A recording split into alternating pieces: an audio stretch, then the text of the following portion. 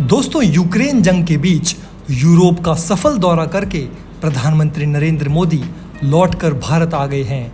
PM Modi ने इस यात्रा के दौरान जर्मनी, फ्रांस और डेनमार्क समेत कई यूरोपीय देशों के साथ समझौते किए। पीएम मोदी की कोशिश रूस को लेकर चल रहे तनाव के बीच अमेरिका और यूरोपीय देशों के साथ संतुलन बनाने की है। लेकिन यूक्रेन पर घिरे प्रधानमंत्री मोदी ने एक तीर से कई शिकार किए। अपने इस दौरे के दौरान उन्होंने रूस और यूरोप को साधा और ड्रैगन को बड़ा झटका दिया। इसके बारे में डिटेल में बताएंगे आगे आपको। लेकिन दोस्तों, हम अपना वीडियो शुरू करें इससे पहले सरहद पर खड़े हमारे भारतीय जवानों की हौसला अफजाई के लिए कमेंट बॉक्स में जय जवान और जय हिंद ज़रूर लिखें। दोस्तों, यूक्रेन की जंग में रूस पर तटस्थ रहने को लेकर घिरे प्रधानमंत्री नरेंद्र मोदी ने यूरोप का सफल दौरा करके एक तीर से कई शिकार करने में सफलता हासिल की है। विशेषज्ञों के मुताबिक पीएम मोदी ने रूस और पश्चिमी देशों के बीच सटीक संतुलन बनाकर भारत को न केवल बड़ा आर्थिक फायदा पहुंचाया है, बल्कि अपने दुश्मन चीन पर भी करारी चोट करने की तैयारी है। भारत ने ये दांव तब चले हैं जब रूस का साथ देने के लिए अमेरिका लगातार भारत को धमका रहा है, लेकिन मोदी सरकार अपने रुख पर कायम है। पूर्व भारतीय राजनयिक के भद्र कुमार का मानना है कि महंगे होते तेल और गैस के बीच मोदी सरकार ने रूस के साथ सस्ते दर पर ऊर्जा समझौता करके भारत को बड़ा आर्थिक फायदा पहुंचाया है। दरअसल यूक्रेन पर पुतिन के हमले के बाद यूरोप और रूस के बीच ऊर्जा व्यापार को लेकर बड़ी प्रतिस्पर्धा चल रही है। यूरोप अब रूस के ऊर्जा स्रोतों पर से अपनी निर्भरता को घटाने पर जोर दे रहा है। वहीं रूस भी अपनी यूरोप पर निर्भरता को कम करना चाहता है।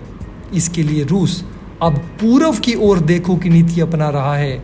उसकी नज़र एशियाई ऊर्जा व्यापार पर है।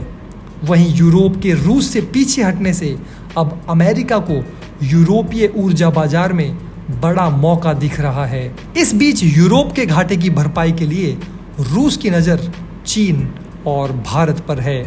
रूस भारत और चीन को भारी डिस्काउंट दे रहा है और स्थानीय मुद्रा में तेल और गैस खरीदने का मौका दे रहा है। अमेरिका समेत पश्चिमी देशों के भारत पर रूस से तेल खरीदने पर नाराजगी जताने के बाद विदेश मंत्री जयशंकर ने कहा कि वो यूरोप की ओर से खरीदी जा रही ऊर्जा से बहुत ही कम है। यही नहीं, अब भारत चाहता है कि अगर वो रूस से खरीद को कम करता है तो उसके बदले पश्चिमी देश भी उसे कुछ दें। यही नहीं, पीएम मोदी ने यूक्रेन संकट के बीच यूरोपीय देशों का दौरा करके उन्हें साधने में बड़ी सफलता हासिल की है। भारत की कई डील यूरोप के इंजन जर्मनी और फ्रांस से हुए हैं। पीएम मोदी की मिशन यूरोप से चीनी ड्रैगन को भी बड़ा झटका लगा है।